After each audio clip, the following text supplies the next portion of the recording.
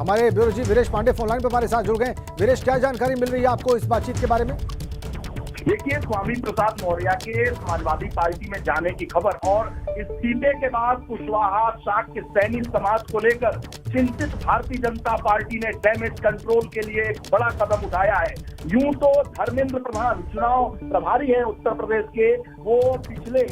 एक महीने से बाबू सिंह कुशवाहा जो जन अधिकार पार्टी के अध्यक्ष हैं और पूर्व कैबिनेट मंत्री हैं, मायावती के बेहद करीबी, और वो जो पार्टी चलाते हैं उनका नाम है जन अधिकार पार्टी। पिछले एक महीने से 2 राउंड की बातचीत धर्मेंद्र प्रधान और बाबू सिंह कुशवाहा के बीच हो चुकी थी, लेकिन आज टेलीफोनिक वार्ता हुई है। स्वामी प्रसाद मौर्य के इस्तीफे और समाजवादी पार्टी में जाने के अटकलों के बीच धर्मेंद्र प्रधान चुनाव प्रभारी उत्तर प्रदेश में बाबू सिंह कुशवाहा से टेलीफोनिक वार्ता की है और उनके साथ गठबंधन या जन अधिकार पार्टी के भारतीय जनता पार्टी में विलय को लेकर बातचीत हुई है। मैं आपको बताऊं कि पिछले एक महीने से 2 राउंड की बातचीत बाबू सिंह कुशवाहा और धर्मेंद्र प्रधान के बीच हो चुकी है, लेकिन आज की बातचीत ज्यादा अहम इस लिहाज से मानी जाएगी कि कुशवाहा सैन्य शाक्य बिरादरी के जो उत्तर प्रदेश में बड़े नेता माने जाते हैं बाबू सिंह कुशवाहा, जो मायावती की सरकार में मायावती के बाद सबसे ताकतवर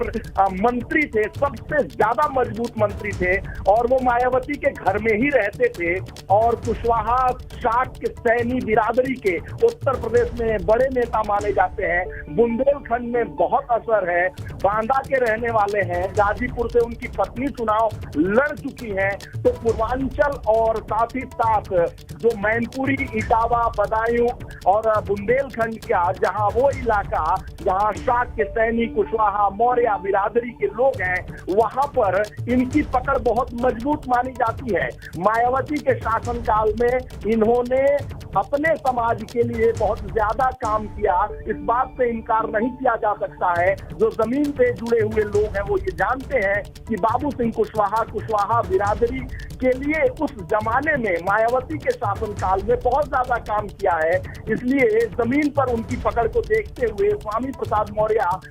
अगर नहीं मानते हैं, भारतीय जनता पार्टी में नहीं रहते हैं, अमित शाह की बात नहीं मानते हैं, तो डैमेज कंट्रोल के लिहाज से बाबू सिंह कुशवाहा उनके विकल्प के तौर पर या तो उनकी पार्टी जन अधिकार पार्टी का विलय भारतीय जनता पार्टी में हो जाएगा या जन अधिकार पार्टी के साथ गठबंधन भारतीय जनता पार्टी कर सकती है। उत्तर प्रदेश के चुनाव प्रभारी, उत्तर प्रदेश की सियासत में आज की ये दूसरी सबसे बड़ी खबर स्वामी प्रसाद मौर्य के इस्तीफे के बाद से जो राजनीतिक हलचल बढ़ रही है, गतिविधियां बढ़ रही हैं, जो परिवर्तन हो रहा है, उसके लिहाज से यूपी की सियासत के लिहाज से ऋषि गंगा के दर्शकों के पास ये एक्सक्लूसिव जानकारी है कि